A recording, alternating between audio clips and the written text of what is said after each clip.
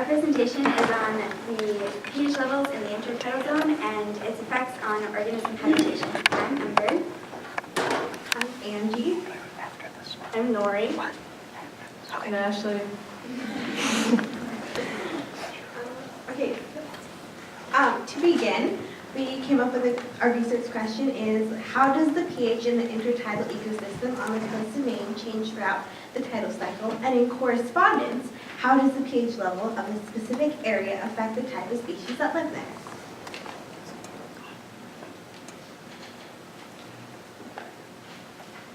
As this graph shows, ever since the Industrial Revolution, CO2 has been increasing in the atmosphere due to the burning of fossil fuels.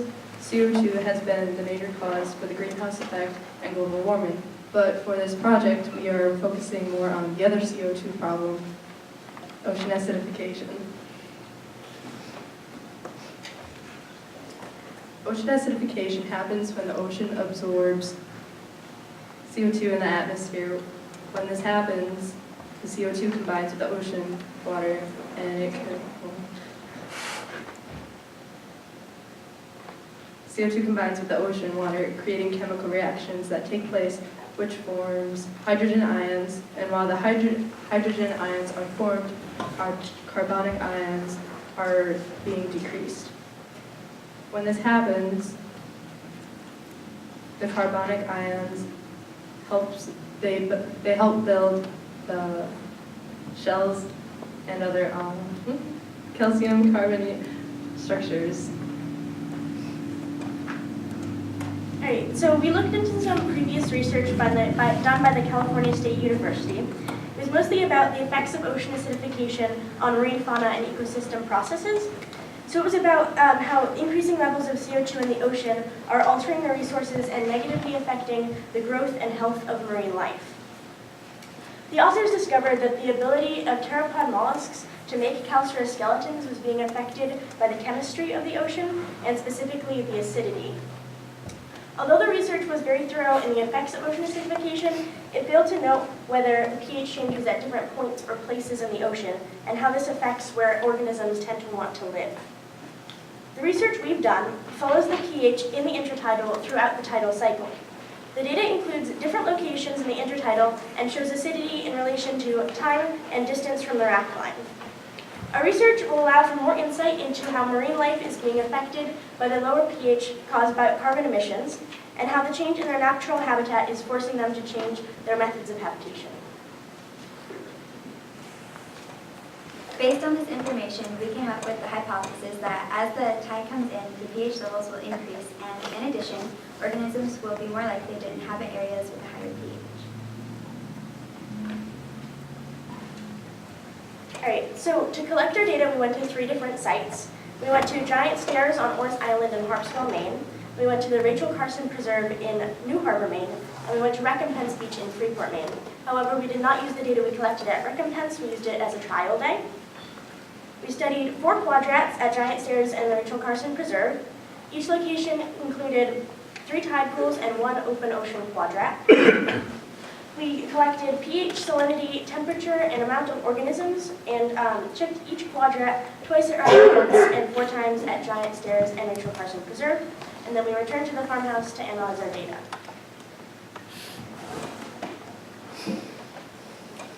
These were our 2 main sources of our data collection. These 2 pictures represent probes, and one is a pH probe and the other one is a salinity. These 2 probes were immersed into the water of the tide pool that we were collecting data from, and we waited for the probes to calibrate in order to collect our data. This graph shows the correspondence between the pH and the time from high tide at Giant Stairs. As you can see, the data first collected is lower than the data last collected. This graph is set up the same way as the last graph, and it shows the pH and time from high tide at Rachel Carson. This shows a similar trend except for tide pool 3, which starts with a higher pH and decreases.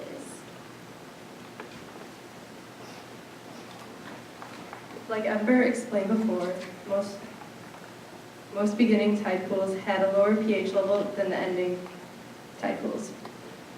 But at Rachel Carson's preserve, the third tide pool had a high pH level at the beginning and a more acidic level at the end.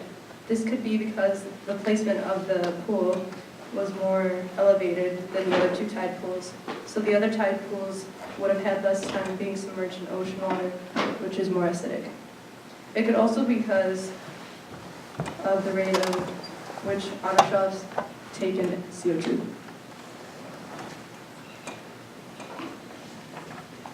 After looking at the relationship between tide and pH, we wanted to see if pH in relation to organisms changed. So as you can see in this graph above, the y-axis represents the number of organisms, while the x-axis represents the average pH. At Giant Stairs, there was around the same number of organisms in the tide pools, along with a lower pH, whereas at Rachel Carson, there was more abundance of organisms along with a higher pH.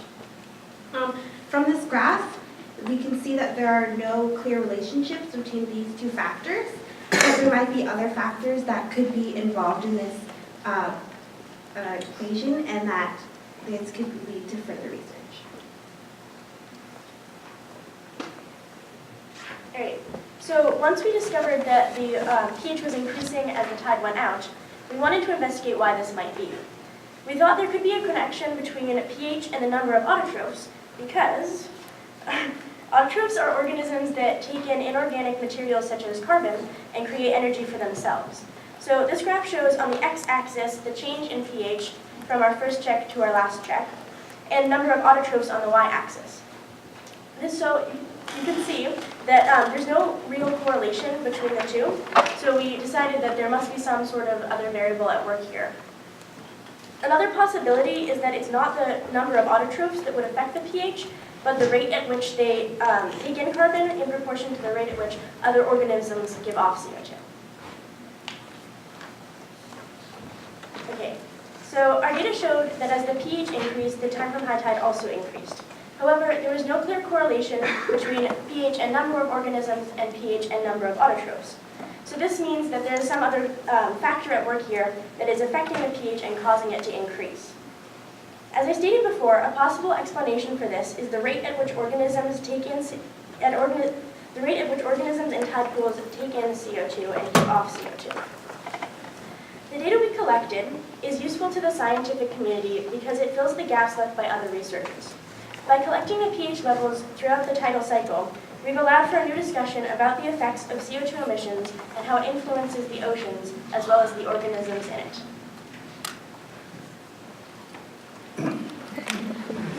We would like to thank Dr. Carrie Whitaker and Maddie Holleran for their amazing insight into the scientific world and their help in our experiment.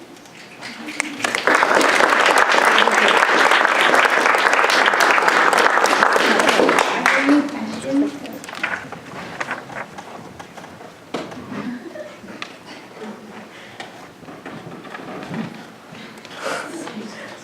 What's a neutral pH? 7. So, except for one, I think, when you measured the tidal pools, all of them had higher pH.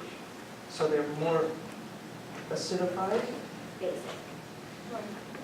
Basic. Or they're more basic?